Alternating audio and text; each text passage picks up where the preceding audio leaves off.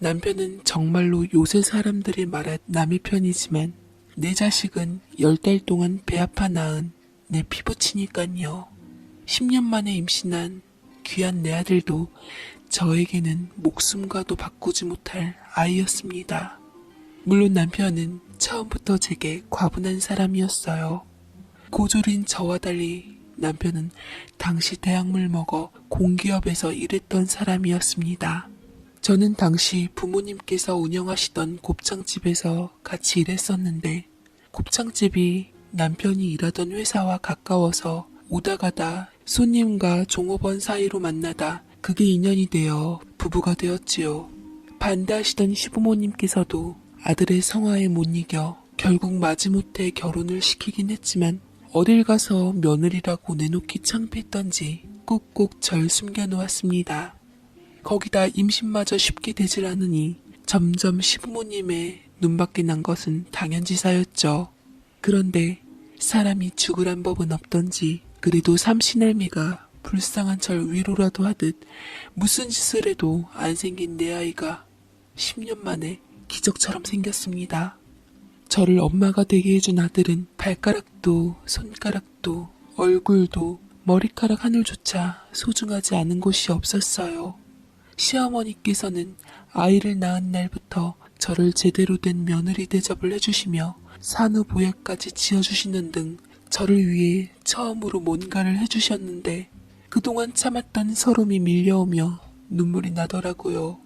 그래서 아들에게 집착하고 위하고 아꼈던 것 같아요. 아들의 존재는 분명 저를 구해준 제 은인이었으니깐요. 어려서부터 총명한 아들은 눈에 넣어도 안 아픈 내 자식이었고 내 목숨 바쳐도 안 아까울 내 새끼였습니다.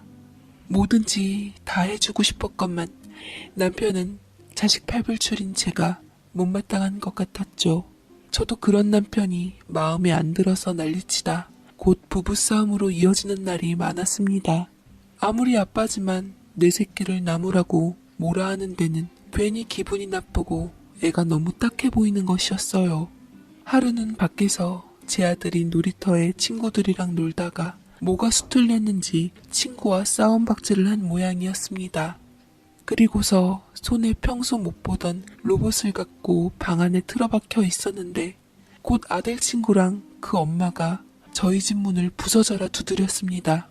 문을 열어줬더니만 전후사정 모르는 절 사정없이 몰아붙이며 악을 치더라고요. 당신 애교육을 어떻게 시키길래 남의 귀한 새끼 얼굴을 이따위로 만들어놨어? 당장 우리의 치료비 다 물고 뺏어간 한정판 로봇 내놔. 안 그럼 경찰서에 확 신고해버릴 줄이나 알아. 아주 개망신을 줘서 절대로 내가 당신 가족들 이 동네에 발 못 붙이게 만들 거야. 라고 절 윽박질렀죠. 저는 뭔가 잘못되었다 싶어 일단 그 여자에게 꼬랑지를 내리고 방 안에 있는 아들에게 노크를 하며 문을 두드렸습니다. 그렇지만 아들은 지 잘못을 알았는지 아니면 친구의 로봇을 주기 싫었는지 방에 틀어박혀 나오질 않더라고요. 나는 로봇 절대로 못 줘. 무조건 이건 내 거니까 엄마가 알아서 하라고. 라며 방문을 되려 발길로 차버렸습니다. 결국 저는 아이 때문에 생전 처음 본 사람에게 죄인이 되어야만 했고 물어달라는 돈을 모두 물어준 뒤에야 겨우 소란을 잠재울 수 있었네요. 아이가 버티고 제가 대신 사과를 하자 기가 막히고 어이없다는 듯 낯선 애엄마는 거슬리는 충고를 남겼죠. 내가 같은 엄마인지라 조언 하나 남길게요. 애 저렇게 키우면 안 돼요. 우리 자식이 그랬으면 난 저 방문을 부시더라도 아이를 끌고 나와 억지로라도 사과하게끔 만들며 지 잘못에 대해 인식하게 해줄 거예요. 우리야 남이고 어쨌든 돈으로 보상을 받았으니 갈 길 가겠지만 그쪽은 제 초장에 잡지 못하면 아마 크게 될 날이 있을 거예요. 라며 얘기를 남겼는데 이상하게 우리 아이를 욕하는 게 저를 욕하는 것보다 더 기분이 나쁘더라고요. 웬만하면 아이를 위해서라도 참고 싶었는데 돈을 줬음 돈만 받아가면 될 것이지 어따 남의 자식에 대해 훈수까지 두냐고 저는 참았던 화를 폭발하며 결국 그 여자와 머리끄댕이를 잡고 한바탕을 하게 되었죠. 끝내는 경찰서에 가고야 말았습니다. 직장에 있던 남편이 헐레벌떡 달려오며 또다시 합의금을 문 채로 저를 경찰서에서 빼왔고, 모든 속사정을 들은 남편은 원흉인 아들을 찾으며 그 여자 말만 따나 망치로 문을 깨부숴 안으로 들어갔죠. 이놈의 새끼, 너 당장 못 일어나? 어디서 그런 못된 버릇을 배웠어? 엄마는 밖에서 지 때문에 무슨 일을 저질렀는지 모르고 정작 아들은 평온한 얼굴로 자고 있었습니다. 그 얼굴마저 예뻐서 절대로 그림자지지 않게 엄마가 다 막아주겠다고 마음먹었지만 아빠는 달랐나 봅니다. 저를 억지로 떼내고는 아들에게 회초리를 가져와서 불호령을 쳤습니다. 저는 화가 머리끝까지 난 남편을 붙잡고 애원하고서, 아니 심지어 무릎까지 꿇고 싹싹 빌며, 내가 다 잘못했으니까 제발 우리 아들은 건들지 말아요. 어린애가 뭘 알아요. 다 내가 잘못한 거니까 차라리 내게 뭐라 해요. 라며 남편을 막는 사이 아이는 후다닥 틈을 빠져나가 자리를 떠버렸고, 어쨌거나 아이가 무사한 것을 본 저는 남편을 놓아주었죠. 남편은 이 광경이 기막힌 듯 입술을 깨물었습니다. 너무 애를 오냐오냐하며 키우면 안 되는 법이야. 당신은 왜 허구한 애를 감싸? 따끔하게 야단도 치고 훈육을 해야지. 아무리 10년 만에 얻은 귀한 자식이지만 그럴수록 더 엄하게 해야지 버릇 나빠지질 않지. 쟤 이제 초등학교 2학년인데 나중에 머리 더 크면 어떻게 감당하려고 해. 내 자식은 내가 알아서 교육시킬 테니까 그냥 내버려둬요. 어머니께서도 당신 귀한 아들이라고 손 한 번 안 대고 컸다는데 그래도 이렇게 알아서 좋은 인성으로 훌륭하게 자랐잖아요. 착하고 부모님께 효도하고. 당신같이 인성 바른 사람이 어딨어요? 우리 아들도 당신 피가 흐르는데 당연히 잘 자라겠죠. 어리니깐 실수할 수 있는 법이니 부모가 감싸줘야 하잖아요. 라고 대받아치며 저는 눈 하나 깜짝하지 않았습니다. 당연히 내 아들이니만큼 알아서 잘 자라줄 거라고 믿고 나는 아낌없이 사랑만 주면 당연히 아들이 알아줄 거라 생각했습니다. 그것만큼은 한치의 의심이 없었어요. 그렇게 아들은 한결같고 절대적인 제 사랑을 받고 자랐습니다. 자라면서 이런저런 자잘한 사고를 치기는 했지만 크게 걱정할 정도는 아니었어요. 그렇지만 제 남편은 아들을 늘 못마땅해 했습니다. 아들 역시 자신을 못마땅해 하는 아버지하고 거리감이 있었어요. 엄한 아버지의 모습을 드러낼수록 아들은 학창시절 절 많이 의지하며 제 뒤에 숨어버렸습니다. 그래도 딴에는 아버지에게 인정받고 싶은 마음이 간절했던지 지 아버지가 졸업한 K대학교를 가겠다고 무리하게 원서를 쓰다가 결국은 재수생이 되고 말았습니다. 저 역시 아들 대학 합격을 못 시키자 자연스럽게 시댁의 책임을 묻는 원망에서 벗어나질 못했죠. 허나 저도 오롯이 자식 교육에 신경을 못 썼던 건 그맘때쯤 지병이 있으셨던 저희 어머니께서 급작스럽게 위독해지시며 곱창집을 내놓게 되셨어요. 자식 교육에 앞장서고 열혈 엄마였던 제게 행여 패끼칠까봐 아버지는 곱창집에 대해 제게 부담 지우지 않으려고 하셨죠. 저는 어차피 젊었을 적 부모님 곁에서 곱창집을 함께 운영한 경험이 있기에 제가 후에 곱창집을 운영하겠다 말씀드렸습니다. 남편도 제가 하도 집에서 아들에게만 신경 쓰니 관심을 돌릴 겸 저를 위해 진심 어린 조언을 해주더라고요. 곱창집을 당신이 맡아 운영하는 게 좋을 것 같아. 어차피 내놓으신 가게니까 내가 비상시에 쓰려고 모아놓은 돈 줄 테니 그거 권리금으로 갖다 드려. 우리 부모님께는 당연히 비밀로 하고. 알았지?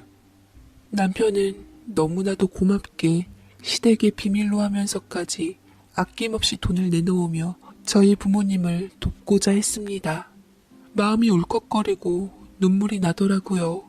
돌이켜보면 그것이 남편에게 진 큰 빚이었습니다. 그렇게 친정 부모님께 권리금을 모두 드리고 저는 곱창집을 이어받게 되었습니다. 남편은 부모님 때문에 어지러워진 제 마음을 위로하며 쌓아놓은 연차까지 몰아쓰고는 부모님의 간호를 도왔습니다. 그 와중에서도 집에 혼자 있을 아들이 걱정되더라고요.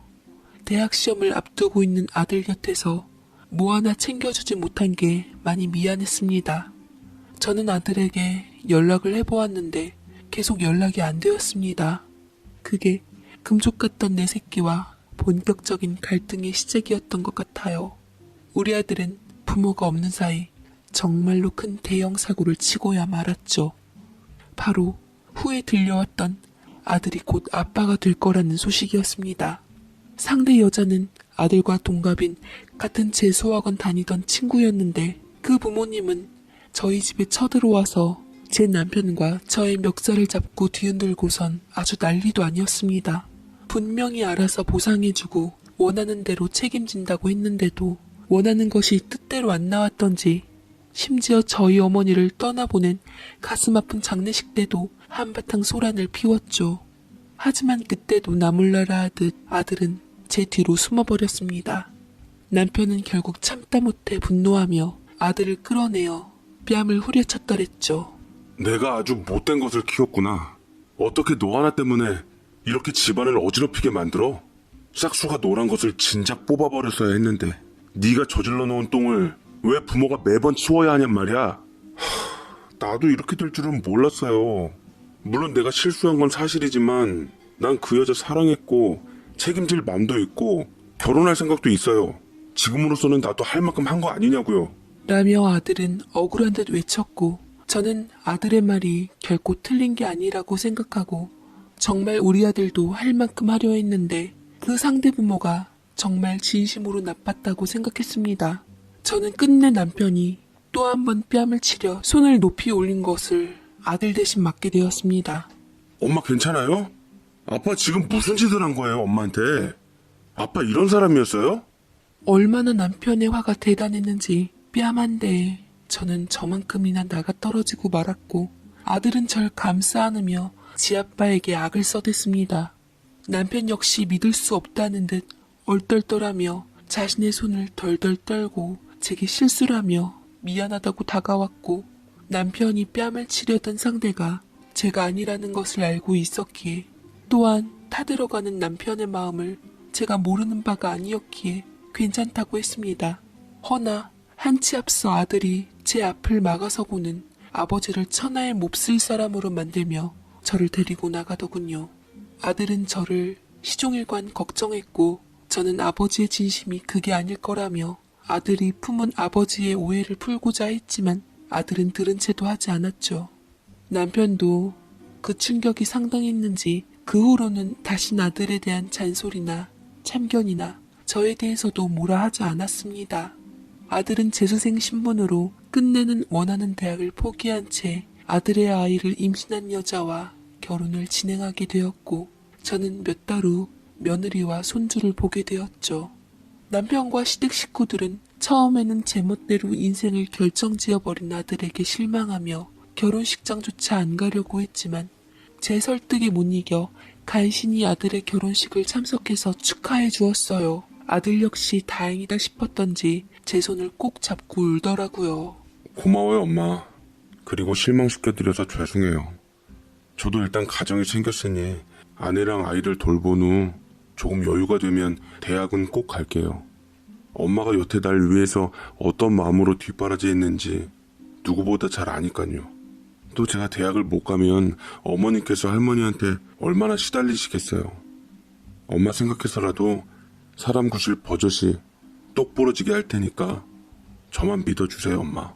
라고 절 안아주는데 저를 생각하는 아들 마음이 너무나 기특하고 고마워서 눈물을 흘리고는 아들을 부둥켜 안았습니다. 그렇지만 이런 아들을 여전히 탐탁치 않게 생각한 남편은 건성으로 아들을 대하고서는 별 애정 없이 장가를 보내더군요. 남편에게 내심 울컥하며 서운했지만 괜시리 또 부부싸움으로 이어질까 싶어 저 역시 참기로 했습니다. 아들은 가정을 꾸린 뒤 당장에 돈이 없어 제게 생활비를 손벌렸어요. 미안해요, 엄마. 아내가 입덧이 심해서 곁에 있어줘야 해서 일할 시간이 없네요. 거기다 시간 날 때마다 대학 가려고 공부까지 하고 있어서 도저히 일을 할 상황이 아니에요. 저 아시잖아요. 라며 말하길래 저는 그래 알겠노라고 곱창집을 운영하면서 아들에게 생활비를 붙여주었습니다.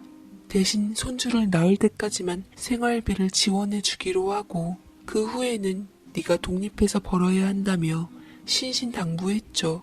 그래야 남편에게도 떳떳할 수 있을 것만 같았습니다.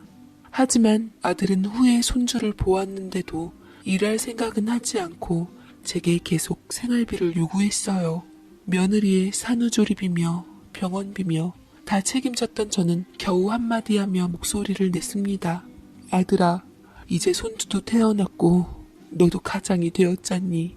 이제 어디든 취직해서 경제적으로 독립해야 되질 않겠니? 어느 정도 네 형편 봐줬으면 너도 살 길을 찾아봤으면 좋겠구나. 라고 얘기를 하니까 아들은 처음에 기가 막힌 듯하다 서운한 낯빛을 띠더라고요.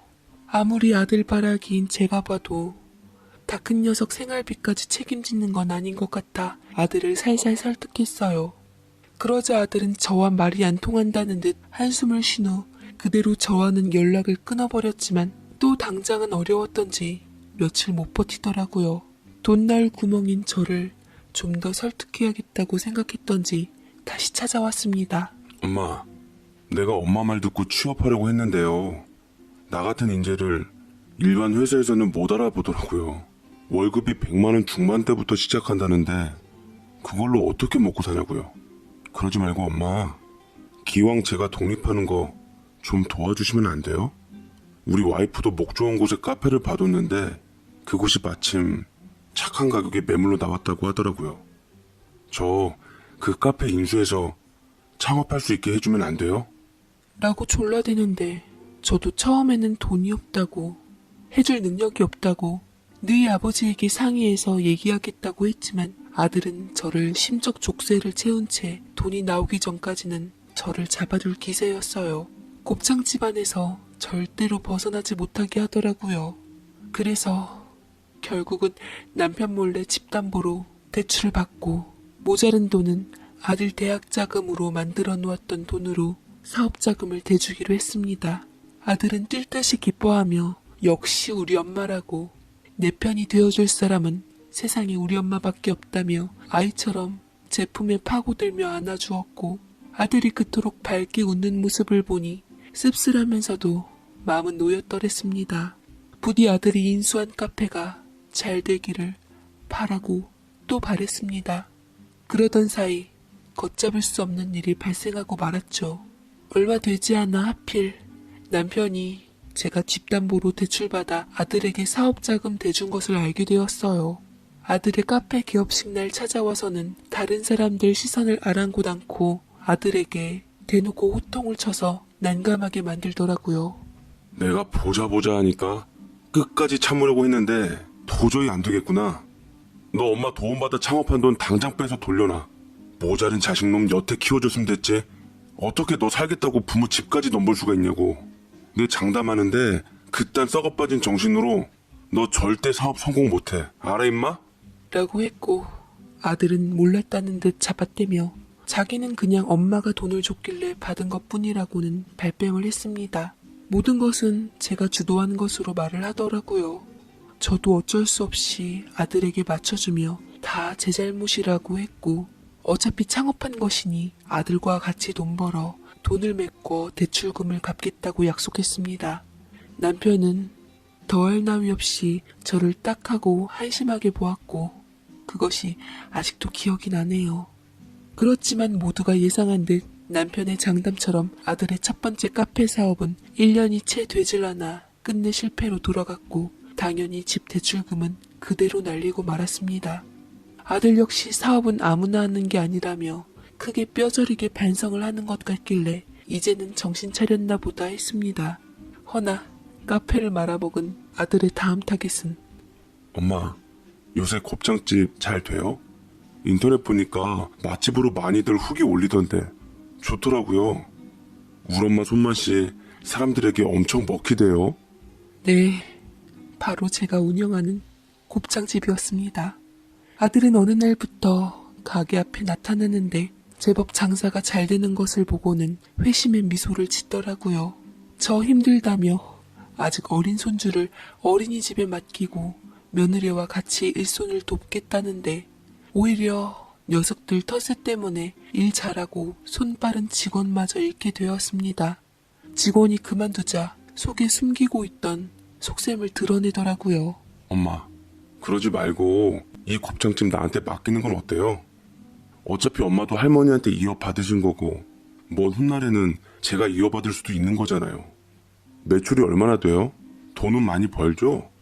혹시 곱창집으로 돈 버셔서 제가 빌린 대출금도 다 터신 거 아니에요? 라고 하는데 저는 아들의 속내를 꿰뚫고 미안하지만 이 곱창집만큼은 절대로 엄마 마음대로는 안 된다고 했습니다. 엄마가 비록 할머니께 이어받은 곱창집이지만 권리는 가게를 사버린 네 아버지한테 있다고 했어요. 아들 하는 모습을 보니 곱창집마저 망하게 하는 건 시간 문제일 것 같았습니다.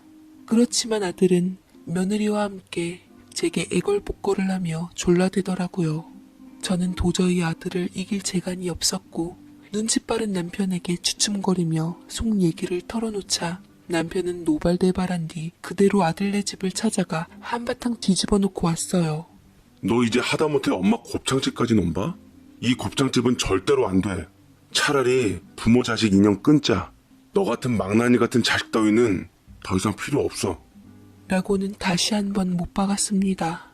남편은 정말 아들에 대해 온갖 정남이가 다 떨어진 것 같았어요. 부자 사이에 첼륜마저 운운하는 모습은 남편이 도가 지나쳤다고 생각하고 다시 은근슬쩍 아들을 믿어보잔 말까지 하다가 남편은 저더러 아직 정신 못 차렸냐며 최후의 일침까지 날렸습니다. 당신이 그렇게 도와주고 싶다면 이혼해. 자식한테 휘둘리는 당신 모습 보는 것도 이제 지긋지긋하다. 대신 위자료로 그 곱창집 온전히 당신 걸로 만들어줄게. 집 대출금 역시 내가 알아서 할 테니까 그렇게 아들을 도와주고 싶다면 우리 끝내자. 당신이 아들 손절 못하면 내가 당신을 손절할 수밖에 없어. 저도 그때까지는 남편의 말을 듣기로 했습니다만 하루가 멀다 하고 갓난쟁이까지 데려오며 힘들다고 어렵다고 제발 살려달라고 곱창집만 주면 더 이상 평생 아무것도 안 바라겠다고 말하는 아들과 며느리에게 끝내는 마음이 약해져 무릎을 꿇고 말았습니다. 저는 남편에게 조용히 이혼 서류를 먼저 내밀었습니다. 그래요. 우리 이혼해요. 당신이라도 사는 게 맞아요. 미래가 보이는데도 나는 우리 아들을 등질 수가 없어요. 끝이 보이는데도 매번 휘둘릴 수밖에 없는 내가 등신 같은데 그래도 내 전부인 내 새끼라 나는 그의 손을 잡고 믿을 수밖에 없어요. 나는 그의 엄마니깐요. 남편은 긴 한숨을 쉬고서 제 마음을 바꾸려고 많은 말을 해주었지만 저는 어쩔 수 없었습니다. 비록 이게 어긋난 사랑이라 할지라도 그때의 내 전부는 남편보다는 아들이었으니깐요. 저는 법원에 서류를 접수하고 난 후 아들을 만나 모든 이야기를 털어놓았습니다. 아들은 장애물이 사라진 듯 도리어 통쾌한 듯 말하더라고요. 잘 헤어지셨어요. 말이야 바른 말이지. 엄마 평생 아버지 내조하시느라 기운 다 빼고 거기다 할머니가 엄마에게 못할 짓 얼마나 많이 했어요. 아버지랑은 끝내고 이제부터는 저희랑 같이 살아요. 와이프랑도 얘기 끝냈으니까 손주 재롱 보시면서 편히 사세요 엄마. 잘 하셨어요. 라고 아들 내외는 절 모시겠다고 말하며 신혼집에다 절 데려와 같이 지내자 했습니다. 그때까지만 해도 저는 참 고맙고 좋았고 앞으로 제게 무슨 일이 일어날지 상상조차 못했습니다. 며느리는 그날 밤부터 아이를 제 방에 재웠고 저는 손주 녀석을 돌보면서 잠 한숨 못 자고는 아들 내외 비위를 맞춰주고 집안일을 해야만 했습니다. 그런데 적어놓은 곱창집 레시피만으로는 장사를 계속하기가 어려웠던지 아니면 생각보다 곱창집 운영하는 게 수월하지 않았던지 저를 다시 곱창집으로 나오라고 하더라고요. 곁에서 일을 배우겠다며 곱창집 일을 제게 다시 시켰지만 설거지나 양념 만드는 것, 곱창 손질하는 것 같은 굳은 일들만 떠넘기더라고요. 그러다 정작 둘은 어디가 아프고 불편하다며 출근하는 날들이 조금씩 뜸해졌습니다. 근데 우습게도 영업 끝날 때쯤에는 한 번씩 와서 얼굴을 비추고는 그날 매출을 영락없이 몽땅 챙겨가더라고요. 그러는 사이 며느리는 둘째 손주를 임신하게 되었고 심한 입덧으로 인해 며느리는 집에서 쉬게 되었어요. 아들은 당당하게 제게 내뱉듯 말하더군요. 와이프가 임신 때문에 예민해져서 그런지 어머니랑 있으면 불편하대요. 당분간 여기 곱창집에 있는 작은 골방에서 있어 주셔야겠어요. 여기 있는 동안 잠 안 오시면 곱창 손질이나 좀 많이 해주세요. 어머니는 많이 해봤으니 별로 어려운 일은 아니시잖아요. 라며 책임을 할당하고는 곱창집에 딸린 골방에 기어코 절 혼자 지내게 했습니다. 그렇게 아들을 위해 뼈 빠지게 일해도 제게 돌아오는 돈은 몇십만 원과 딸린 작은 골방이 전부였어요. 밤새 양념장을 만들고 곱창 냄새 안 나게 손질하면 피곤함에 코피가 쏟아지고 빈혈이 생기고 하루가 다르게 야위어가도 아들 내외는 제게 신경도 쓰질 않았습니다. 그리고 결국 저는 무리한 일을 견디지 못하고 병이 나고 말았죠. 나중에는 정신을 잃고 쓰러져 버리고 만 것이었습니다. 아들 내외는 가져간 돈으로 임대료도 안 냈는지 입금을 독촉하기 위해 건물주가 가게를 찾아왔다가 쓰러진 저를 발견하고서 병원에 데려갔어요. 병원에서는 치료를 위해 급히 보호자를 찾았지만 아들과 며느리는 삐까뻔쩍한 외제차를 타고 지방에 있는 100만 원짜리 아는 키즈 펜션을 빌려서 손주랑 놀고 있는 중이라 하더군요. 저는 바싹 마르는 입술을 떨며 아들에게 지금 보호자가 필요하다고 제발 와달라고 했지만 돌아온 말은 냉혹하게 그지없었습니다. 엄마, 왜 매번 나한테 기대고 나만 찾는 건데요?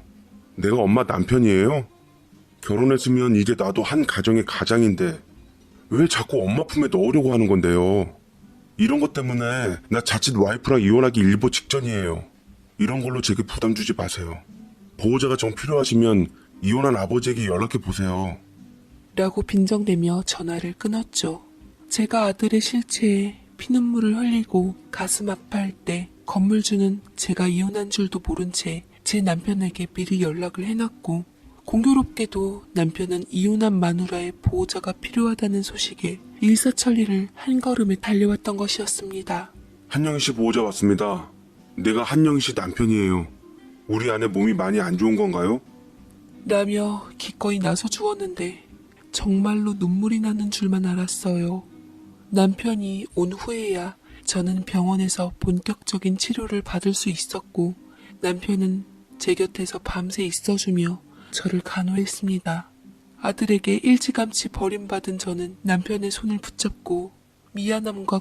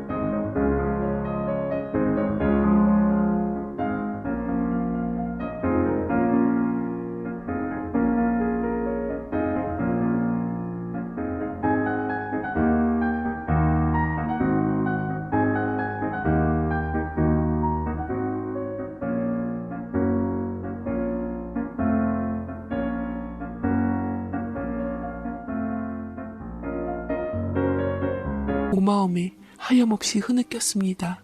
미안해요, 여보. 내가 다 잘못했어요. 당신이 옳았어요. 당신 말처럼 자식을 그렇게 키우는 게 아니었는데 내가 아들을 저렇게 만든 거예요. 그래서 당신에게 아들을 잃게 만들었고 나 역시 아들을 잃고 말았어요. 내가 입이 10개라도 할 말이 없어요. 정말 미안해요.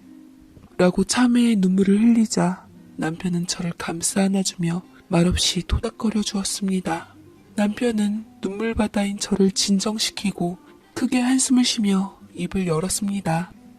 어차피 그 곱창집은 아들에게 넘겨준 거니 다 있고 우리 집으로 가서 함께 예전처럼 오붓하게 함께 삽시다. 난 당신 이렇게 이용하고 버려둔 그 녀석을 도저히 용서할 수가 없어. 무자식 상팔자라고 그냥 없는 셈 치며 남은 인생 오붓하게 살아갑시다. 그게 모두에게 맞는 것 같아. 우리 같이 갑시다. 라고 남편이 더할 나위 없는 다정한 말로 제게 일러두었고 저는 그제서야 정신 차리며 남편에게 오롯이 몸을 의지하기로 했습니다.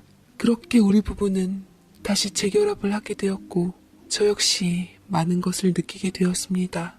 막상 곱창집에 제가 없으니 아들 부부가 운영하는 데에는 서투르고 맛도 떨어지고 위생관리도 형편없게 되어서 결국 손님들도 하나둘씩 떨어져 나가게 되었죠. 황금알을 낳는 거위라고 믿었던 곱창집이 무너지자 아들 내외는 첫째, 둘째 어린 손주들을 내세우며 저를 또 찾아오려고 했습니다. 허나 그때마다 남편이 말리고서는 당장에 내쫓고 소금까지 뿌리니 감히 올 엄두도 못 냈죠. 여전히 엄마를 이용하려는 아들을 보며 마음이 아팠지만 아들을 허락한다면은 절 진정으로 아끼는 남편을 또 잃게 돼버리니 그저 가슴이 미어지더라도 눈을 감기로 했습니다. 어쩌면 이게 아들을 저렇게 키웠던 죄의 대가라고 생각하고 살기로 했죠.